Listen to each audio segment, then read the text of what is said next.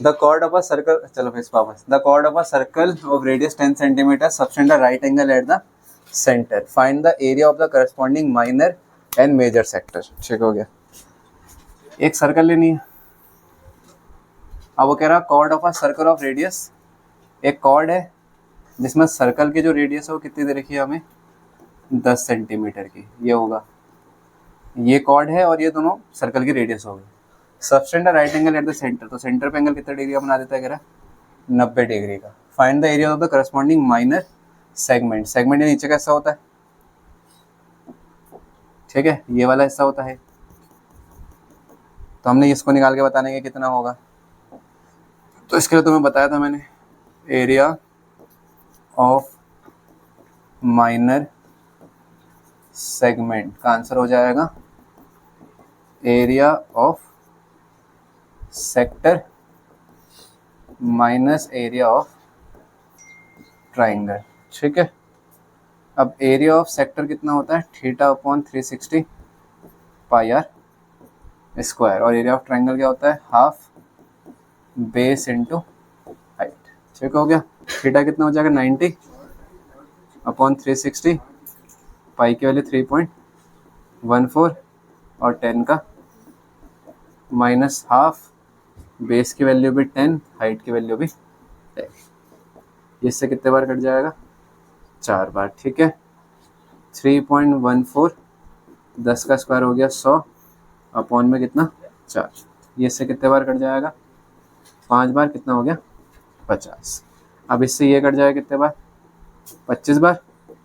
चलो फिर 25 इंटू 4 कितना होता है 100, कितना बच गया 10, 25 एक कम 25, 25 में 10 जोड़ा कितना हो गया 35, बचा कितना 3, 25 यहाँ 75, 75 में 3 जोड़ा तो कितना हो गया 78 और 2 के बाद पॉइंट, नहीं कर लो कितनी कैलकुलेशन, तो अरे नहीं होता 25 से मल्टीप्लाई कर लेना इतना। ठीक हो गया, ऐसे हिंदी में करने की कोई जरूरत नहीं है। ठीक है, इसको माइनस करके कितना आ जाएगा 28.50 सेंटीमीटर स्क्वायर। एरिया ऑफ निकालना था मेजर सेक्टर। ठीक है, सेकंड पार्ट में तो सेक्टर क्या होता है, ये इस तरीके से ट्राइंगल बनता है, ये जो नीचे का हिस्सा होता है इसको सेक्टर बोलते हैं, पर ये सेक्टर कौन सा सेक्टर होता है, माइनर सेक्टर।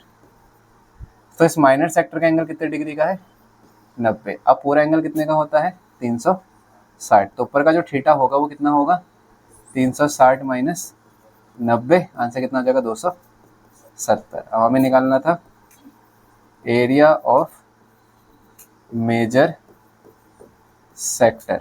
ठीक है, फॉर्मूला तो वही रहेगा इसका भी, थीटा अपॉन 360 पाई आर, बस थीटा की जगह आप कितना लिखा जाएगा 270, पाई की जगह 3.14, रेडियस की जगह 10 का स्क्वायर, 0 से 0 कट गया, 9 3 जा 27, 9 4 जा 36, 3/4, 10 का स्क्वायर 100, 100 से मल्टीप्लाई करोगे तो 314। आप इसकी मल्टीप्लाई कर देना, पॉइंट में जो भी आंसर आएगा उसको लिख देना आप।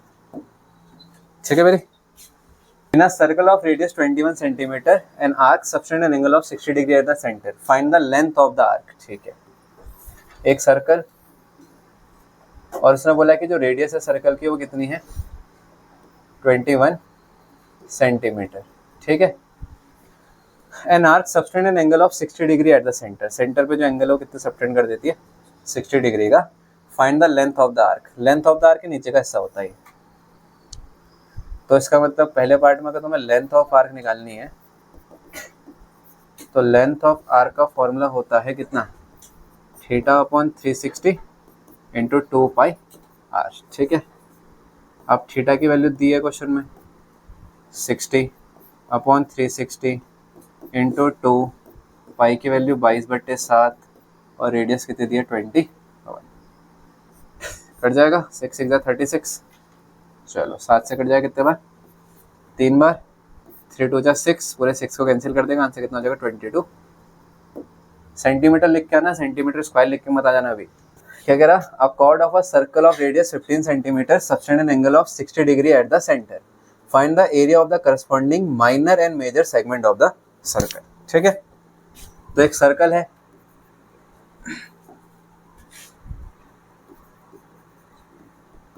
एक कह रहा है एक सर्कल लिखो, लिखा, उस पर एक रेडियस डाली गई है कितनी 15 सेंटीमीटर की, subtended angle of 60 degree at the centre. अब अगर मुझे इसको सेगमेंट में कन्वर्ट करना है तो एक कॉर्ड डालनी पड़ेगी। कॉर्ड के नीचे का हिस्सा क्या कहलाएगा, माइनर सेगमेंट। और अगर कॉर्ड है, इसी कॉर्ड के सिर्फ ऊपर के हिस्से की बात होगी तो ये कहलाएगा मेजर सेगमेंट। हाँ, सेक्टर नहीं, सेक्टर तब कहलाता है जब इस वाले हिस्से की बात होती है, ट्रायंगल को छोड़ के बाकी ऊपर के हिस्से की बात होती है सारी। अभी सिर्फ इतने हिस्से की बात हो रही है तो ये सेगमेंट ही है।